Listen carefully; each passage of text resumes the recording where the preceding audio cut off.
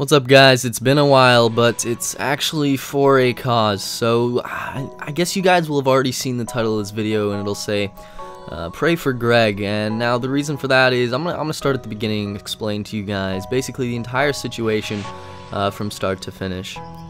So as I entered middle school, I started to get to know a few kids who were not always the best of kids in the school. They were a little bit of bullies. They were a little bit mean to other kids, but they weren't too bad in the grand scheme of life. When you hear some of those stories about beating people up, they never beat anyone up. It was mainly just words and non-influential, things that don't even really matter in the end. And as I went into high school, I ended up going to the same high school as them, a private high school. And now this high school really is a high school that advocates for equality and equal treating people the way you want to be treated. It's a Catholic high school. It teaches you morals, and it's a really nice high school. I've really fallen in love with it. And these kids went to the same school, and freshman year things were about the same as they were in middle school. They were still bullying me and stuff like that. And now this story is not going to turn into a bullying story. I'm completely over that. I'm fine with it. It doesn't really matter.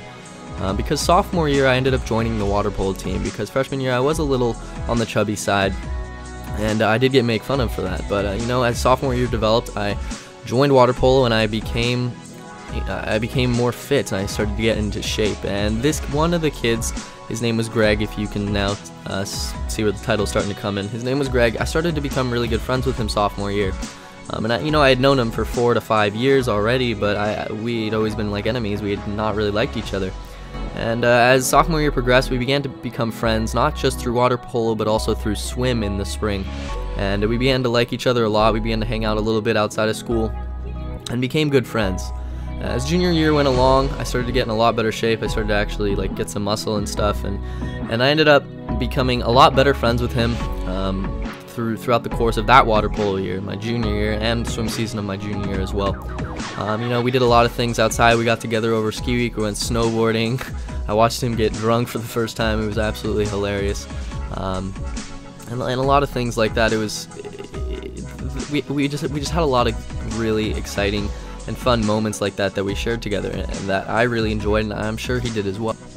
So time went on. I kind of lost contact with him during the summer between junior and senior year, but we still did keep in touch a little bit.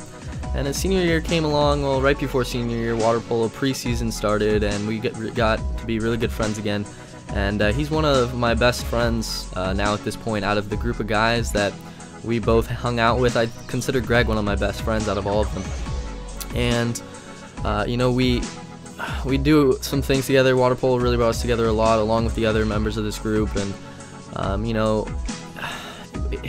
it kept on going, and we got through water polo season, and we still stayed really good friends after that. So going in, I'm gonna sort of move on to where this whole commentary is going. Going into, it's now, what is today? This week has literally seemed like a month.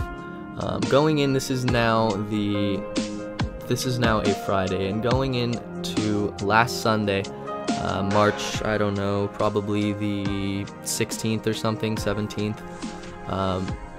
He was a really big fan of longboarding, and so he'd go out longboarding with a lot of the guys. I went with him a couple times, but I'm not really a big fan of longboarding, so I wouldn't usually go with them. But I went out longboarding a few times though, so it's fine. So he went out longboarding on Sunday, and there was this big hill that he had seen on a hike, and he was like, hey, that looks like a really cool longboarding hill.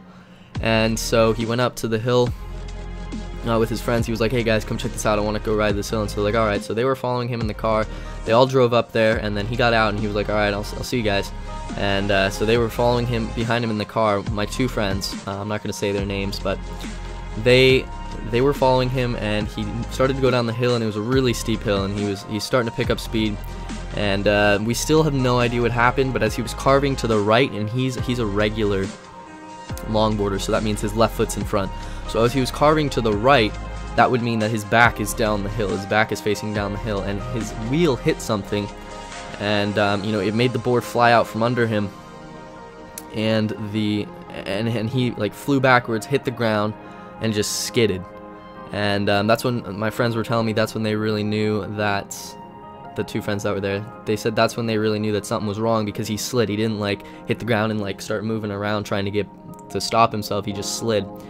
And so they stopped the car. They went over to him, and he was knocked out. They were trying to like wake him up. They called the paramedics, 911. So they got the ambulance over there within 5 minutes. They picked him up, and they moved him to the hospital. And now I found out about what happened later that night on Sunday evening. I immediately went over to the hospital, and you know, all the guys were there. A few of his friends that were girls were there as well. There was just a bunch of us who were really close friends. We all went there Sunday night just to go see him, to be with him. And he was on IV and what is that thing called, a ventilator or something? It's where it breathes for you. I'm not totally sure what that thing's actually called.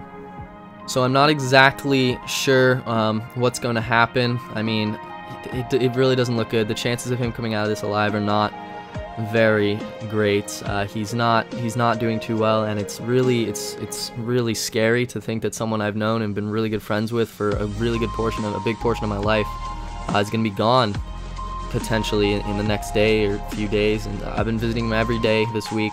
I'm going over right after this commentary, and that's one of the reasons I haven't been making a commentary. I've just been there at the hospital. I've been at the hospital probably 36 hours, 48, actually more like 2 days this past week.